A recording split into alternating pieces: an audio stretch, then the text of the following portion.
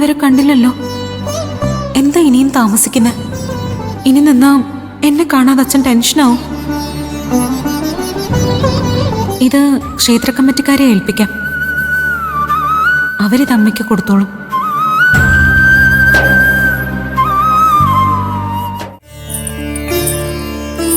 എന്താ ദേവൂട്ടി ആകെ പരിഭ്രമിച്ചതുപോലുണ്ടല്ലോ.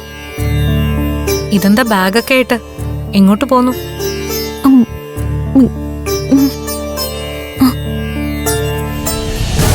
ഞാൻ മോളെ പോലെ ഒരാളെ കാത്തു നിൽക്കുമായിരുന്നു. അകത്തു പോയി തൊഴണം. പക്ഷേ ഈ സഞ്ചിയുള്ളത് കാരണം സ്വസ്ഥായിട്ട് തൊഴാൻ പറ്റില്ല. ഞാൻ തൊഴുതിട്ട് തിരിച്ചു വരുന്നത് വരെ മോള് ഈ സഞ്ചി ഒന്ന് സൂക്ഷിക്കാമോ?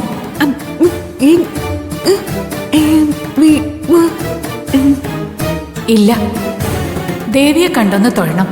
ഒന്ന് പ്രദക്ഷിണം വെച്ച് ഞാൻ അപ്പോഴേ ഇങ്ങി വരും.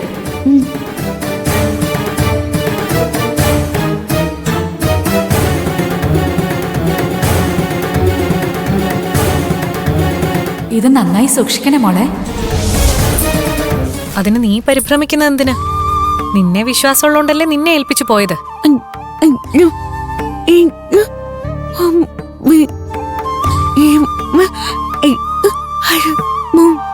നീ അമ്പലത്തിലേക്കാണ് വന്നതെന്ന് അച്ഛനറിയാലോ. അതുകൊണ്ട് അങ്ങനെ പരിഭ്രമിക്കേണ്ട ആവശ്യമൊന്നുമില്ലെന്ന് അച്ഛനറിയാം.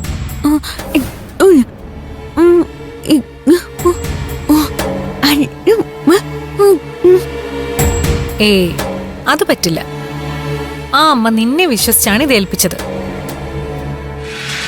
അവർക്ക് വേണമെങ്കിൽ ക്ഷേത്രത്തിലുള്ള മറ്റാരെങ്കിലും ഏൽപ്പിക്കായിരുന്നല്ലോ. നിന്നെ വിശ്വസിച്ച് ഏൽപ്പിച്ചത് നീ തന്നെ സൂക്ഷിക്കുന്നതാണ് ഉത്തമം. അതുമാത്രല്ല, അവരിത് നിന്നെ ഏൽപ്പിച്ചതിന് പ്രത്യേകിച്ചൊരു കാരണമുണ്ടെങ്കിലോ?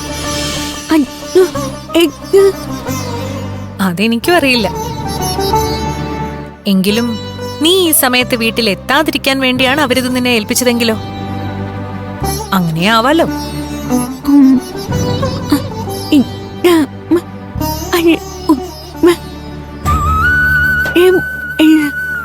നീ ഇപ്പൊ എന്താ വേണ്ടതെന്ന് ചോദിച്ചാ, വീട്ടിൽ പോകുന്നത് അത്യാവശ്യമാണെങ്കിൽ നീ ഇതും കൂടി കൊണ്ടുപോയിക്കോളൂ.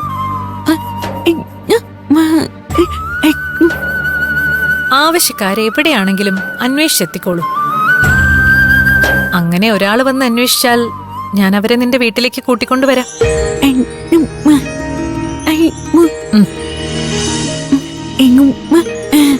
ശരി, എന്നാ നീ വേഗം വീട്ടിലേക്ക് പോയിക്കോളൂ.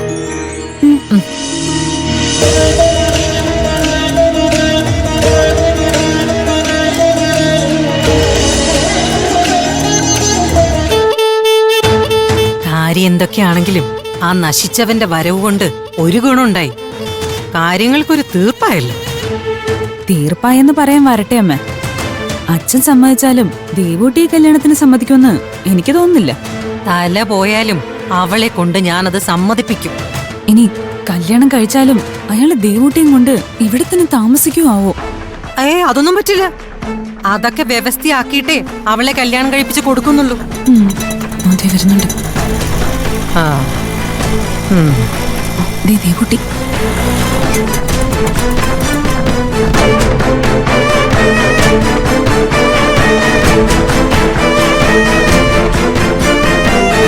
നീ ഇത്രയും നേരം എവിടെയായിരുന്നു?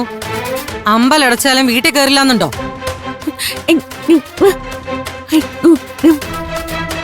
എന്താ ഉണ്ടായേ? ആ വിദ്യാമ്മ പിടിച്ചു നിർത്തി സംസാരിച്ചിട്ടുണ്ടാവും. അതൊക്കെ പിന്നെ പറയാം. ദേ, ആ ഗഗൻ ഇവിടെ താമസിക്കാൻ വന്നത് നീ അറിഞ്ഞു കാണുമല്ലോ. അയാൾ ഇവിടെ കള്ളുകുടിയും ആവാസം പറച്ചലൊക്കെ ആയിട്ട് വലിയ ബഹളമായിരുന്നു. ഒടുക്കം അയാളുടെ ശല്യം സഹിക്കാൻ പറ്റാണ്ടായപ്പോ അച്ഛൻ നിന്നെ അയാൾക്ക് കല്യാണം കഴിച്ചു കൊടുക്കാന്ന് പറഞ്ഞിട്ടുണ്ട്.